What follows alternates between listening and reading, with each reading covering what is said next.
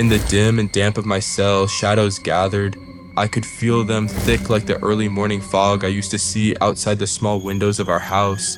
I was 14, though it felt like I'd lived my whole life in just a few long weeks. Outside in the world where I used to run with my sisters, where I helped Mama and Papa, the morning would start to color the sky, slow and soft. But in here, in the prison, time only moved in straight lines toward one terrible end. I was George Stinney Jr., and they had said I killed those two girls. They were just kids like me. I never did anything to them. I didn't even know them. I saw them once when they passed our house looking for flowers. And for that, they dragged me in and put those words in my mouth, words I never said. And no one ever listened to me after that, not really. Even my lawyer seemed far away. They told me what to say, told me I was guilty. And before I could catch my breath, they were saying I was going to die for it.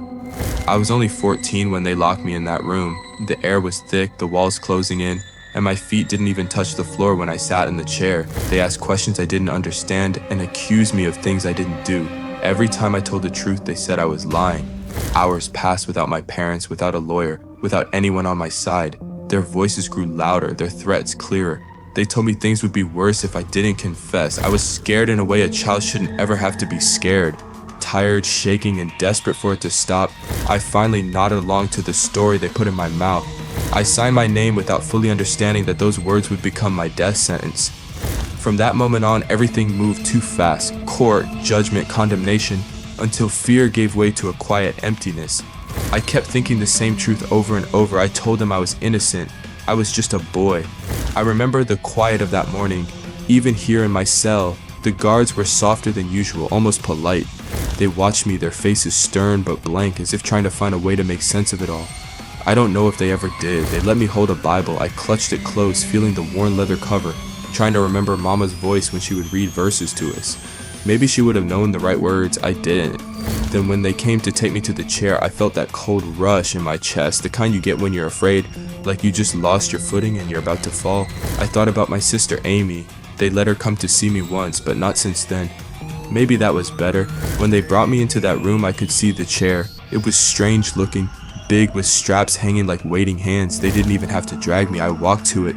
I remember looking around at the faces, those men staring down at me, some of them blank, others filled with a kind of sadness that made my stomach turn.